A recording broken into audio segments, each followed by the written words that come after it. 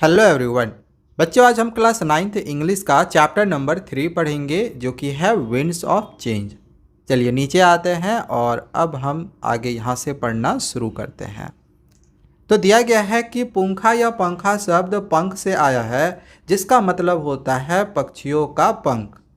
पंखा शब्द सभी तरह के फैंस के लिए यूज होता है, जबकि पंखी एंशिएंट इंडिया में यूज होने वाला एक छोटा पंखों से बना फैन था। इंडिया में पंखी के होने और यूज होने के सबूत अजंता की बौद्धिस्ट वॉल पेंटिंग्स में भी मिलते हैं। ये wall painting 2nd century CE की हैं। पुंखा की अन्य तस्वीरें या रूप एम्ब्रॉयडरी यानी कि कढ़ाई किया गया, स्कल्पचर्स यानी कि मूर्तियों में और कार्विंग यानी कि पत्थरों की नक्काशी में भी मिलते हैं। एंशिएंट टाइम्स में पंखे मंदिरों में देवताओं को हवा करने के लिए यूज़ किए जाते थे। इनका इस्तेमाल राज दरबारों में राजाओं को हवा करने के लिए भी होता था। पंखे अलग अलग साइज़ के होते थे, कुछ सिर्फ 2 इंच के छोटे होते थे और कुछ इतने बड़े कि उन्हें चलाने के लिए पूरी बाजू की ताकत लगती थी। समय के साथ पंखे एक सिग्निफिकेंट कल्चरल गुड्स बन गए जो कि ट्रेड रूट्स के जरिए अलग अलग जगहों तक पहुंचाए जाते थे। उन्हें खास और फैशनेबल माना जाता था। पूरे इंडिया में पंखों का इस्तेमाल काफ़ी मिलता जुलता था, लेकिन अलग अलग गांवों और शहरों ने अपनी ट्रेडिशनल पंखों की अलग वैरायटीज डेवलप करी। हर जगह के पंखे अलग मटेरियल्स और सुंदर इंट्रिकेट डिज़ाइन से बनाए जाते थे जो उन्हें दूसरों से अलग बनाते थे। Bamboo, cane, palm leaf, silk, brass, leather and silver पंखास जिनमें बीड्स और स्टोन्स को डेकोरेट करके यूज़ करा जाता था, ये डिपेंड करता था ज्योग्राफी, कल्चर्स और ट्रेडिशनल रिचुअल्स पर। मॉडर्न टाइम्स में पंखों का इस्तेमाल ज़्यादातर डेकोरेशन के लिए होता है और ये इंडिया की ट्रेडिशनल क्राफ्ट की एक आइटम बन गई है। हर पंखे का डिज़ाइन और बनावट उस क्षेत्र की संस्कृति को दर्शाता है जहां उसे बनाया जाता है।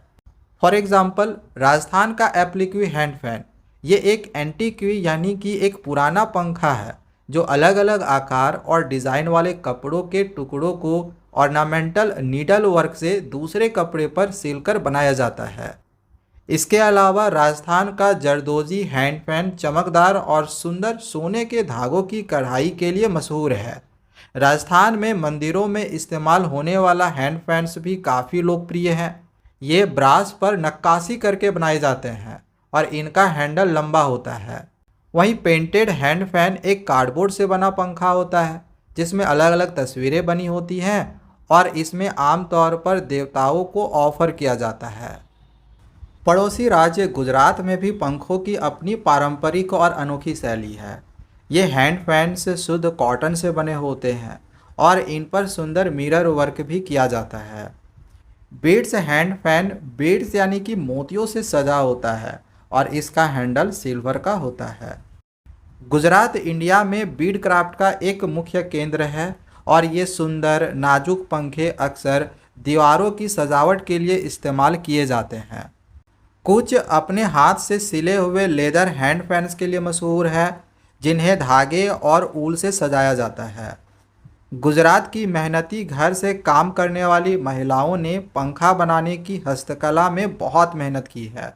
वे ट्रेडिशनल मिरर वर्क और क्रॉस स्टिच एम्ब्रॉयडरी वाले कढ़ाई किए हुए हैंड फैन्स अलग अलग आकार और साइज में बनाती हैं। बंगाल के आर्टिसंस सोला, जो कि एक प्रकार का वाटरी ग्रास होता है, इसके सफ़ेद और मुलायम हिस्से से सुंदर पंखे बनाते हैं। ताड़ के पत्तों से बने पंखों को वहाँ ताल पटर पंखा कहा जाता है। ये ले जाने में आसान होते हैं और बंगाली घरों में हमेशा रखे जाते हैं। इंडिया के दूसरे राज्यों में भी अलग अलग तरह के पंखे मिलते हैं, जैसे कि उत्तर प्रदेश का फाड़ हैंड फैन्स। इसमें प्योर गोल्ड, सिल्वर जरी, सिल्क और सटीन फ्रिल से सजाए जाते हैं। ओडिशा के बड़े ताड़ पत्ते के पंखे और बिहार के रंग बिरंगे और मजबूत बांस के पंखे पूरे भारत में मशहूर हैं क्योंकि ये बहुत पुराने और ख़ास हैं। इंडिया के कई ट्राइब्स ने इस हैंडीक्राफ्ट को अपनाया और अपने अलग अलग तरह के हाथ वाले पंखे बनाए। इन पंखों को बनाने में घास, मेटल और बांस की लकड़ियों का इस्तेमाल किया जाता है। केन और ताड़ के पत्ते भी यूज़ किए जाते हैं, जबकि रेशम और पीतल पुराने और ख़ास पंखों के लिए इस्तेमाल होते हैं।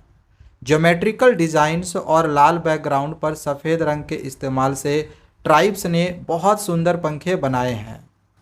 समय के साथ और नई टेक्नोलॉजी के आने से पंखों की ये सुंदर परंपरा धीरे धीरे लोगों के बीच कम होती जा रही है।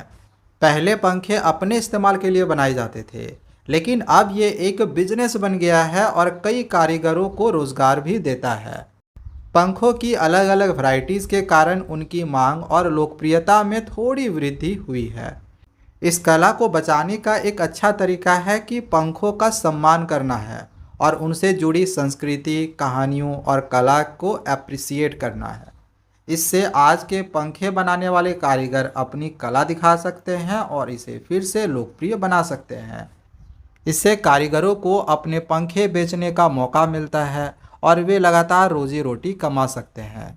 पंखा बनाने की वर्कशॉप्स और हैंडीक्राफ्ट एग्जीबिशंस के माध्यम से लोगों को इस कला की सुंदरता और इंडिया की संस्कृति में इसके महत्व के बारे में जानकारी मिलती है।